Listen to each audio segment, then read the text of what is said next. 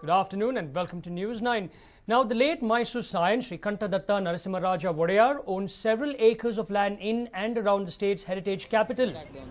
Now, it appears that there are numerous unscrupulous elements who want to lay their hands on these properties.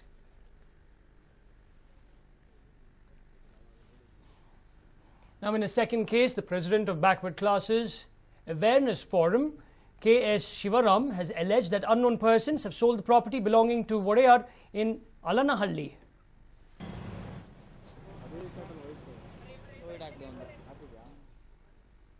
Well, for more on this, I'm joined in by my colleague Nishchita. Nishchita, what more do we know about this?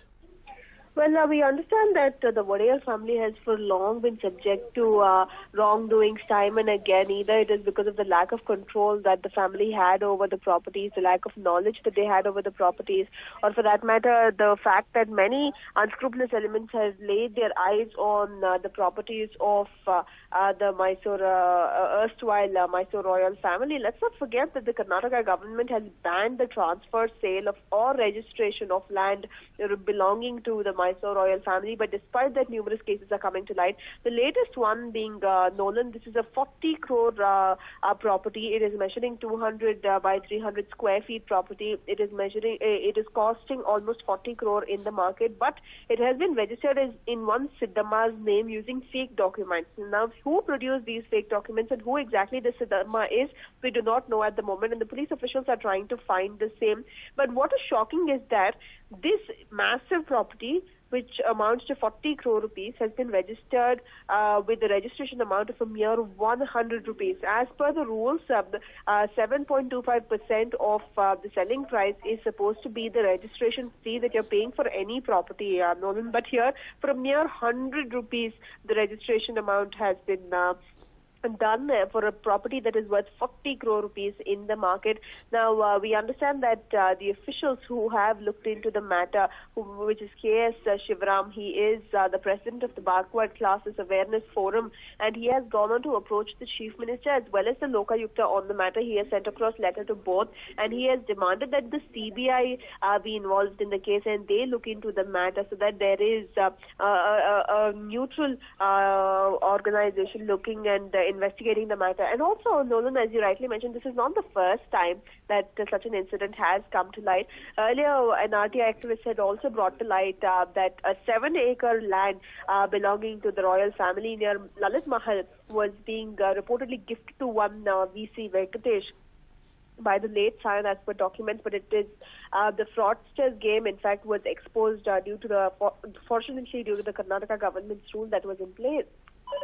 Now, Nishita, considering the fact that you said that the government has come out with a rule that no land belonging to the erstwhile rulers can be sold, can the government now go ahead and actually cancel this and give it back to the royal family?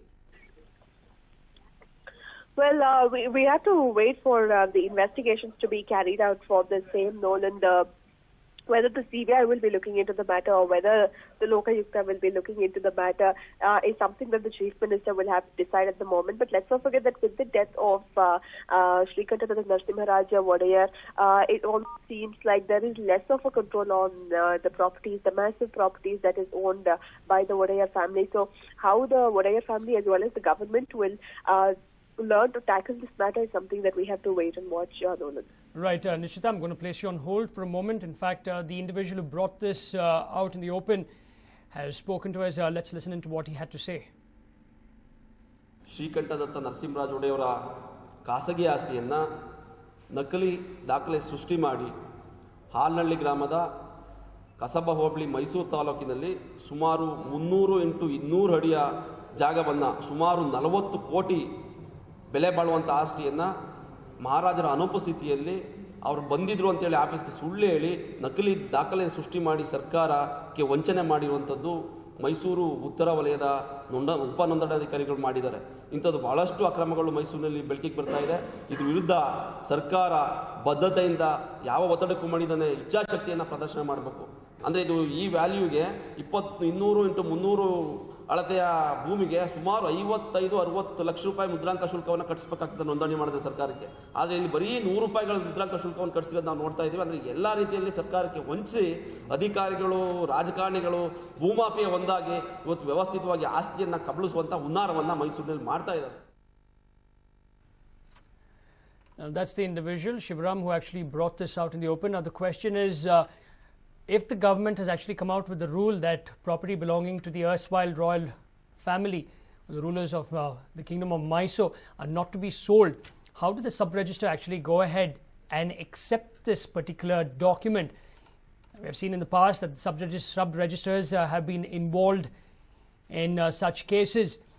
Now those people are actually sent a mail, or basically a letter to the Chief Minister, asking for a CBI probe into this matter, stating that it's not this particular lady whom you will see there now on your television screen who has actually registered the property, but she could be used as a front by other individuals.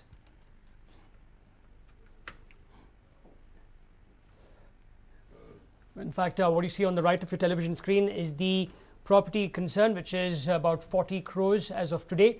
It's next to the Lalita Mahal in Mysore. The property, valued at 40 crore rupees, was registered in one Siddhamma's name, and the registration amount taken for the property, measuring 200 into 300 square feet, was just 100 rupees. Now, with regards to the sale of the property, now the forum has written letters to Siddaramaiah and the Lokayukta. They have sought a CBI inquiry into the matter.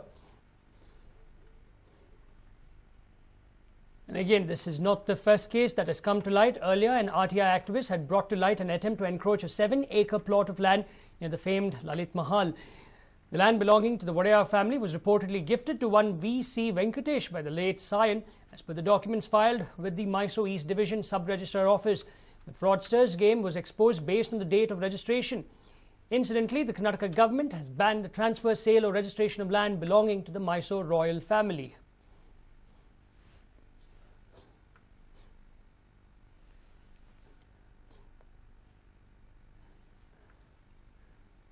That's the land that you can see there on the right of your television screen. Now, what's most interesting over here is that the registration amount taken for the property, measuring 200 into 300 square feet, was a mere 100 rupees.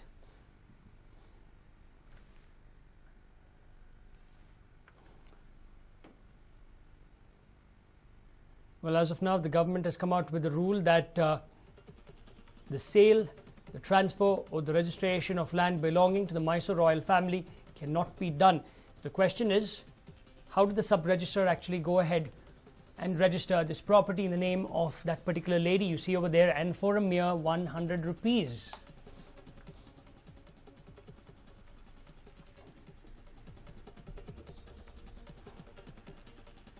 In fact, the late Mysore Sayan owned several acres of land in and around the state's heritage capital. It appears that there are numerous unscrupulous elements who want to lay their hands on these properties. Well, Nishita, coming back to you, the big question is, like you stated earlier, that you cannot, nobody can sell, register or transfer the land belonging to the Mysore royal family.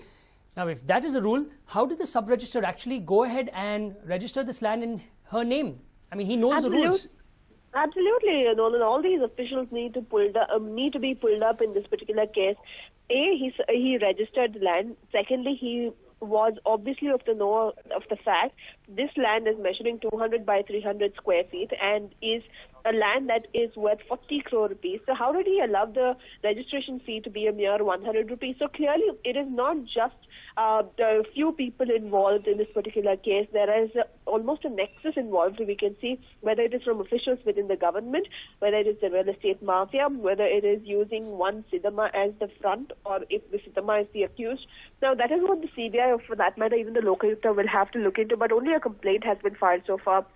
There has been no response coming in from any of the officials, officials including the Chief Minister. And also the latest reports are just coming in, Nolan, is that the registration was done by one Ram Prasad, and he is the sub-registrar. Now, this sub-registrar will certainly be pulled up for registering this land for a mere 100 rupees is the registration fee. And also knowing that this is a royal family property, as in the paper, in the fake documents that have been produced to him, the Mysore Sayan himself, the late Mysore Sayan himself, was transferring the documents, Nolan. So truly this sub-registrar probably could open a can of worms. He could probably be that door into knowing who exactly this real estate mafia is, who have been illegally buying and selling properties that do not belong to them and that are not supposed to be sold or bought.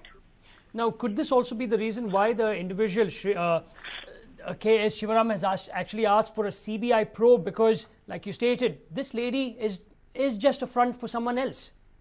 Numerous reasons could be for asking for a CBI inquiry, Nolan, considering that a government official himself could be at fault here. If the sub-registrar has in fact registered this particular land, knowing that it's a royal family land, knowing that it is a land worth 40 crore rupees and taking a registration fee of just 100 rupees, then certainly there is a certain amount of wrongdoing involved even from the government officials' end. So keeping all this in mind, of course, the people who are highlighting this issue want an unbiased inquiry into the matter. So the CBI is their first bet at the moment. And of course, the Lokayukta has also been approached regarding the same. Let's not forget that Sri Ram has approached the Lokayukta as well as the Chief Minister. So we have to wait and watch whether CBI or the Lokayukta will do. Either way, it is very important at the moment for a neutral, for an unbiased organization to look into the matter, not from the government, but something that is independent of the government and will function independently, so that all these government officials who are hand in glove with the real estate mafia do not escape, Nolan. Right, Nishita, thank you very much for all that information. In fact, the Karnataka government has clearly made it certain that the transfer, sale or registration of land belonging to the Mysore royal family is banned. Now, Chief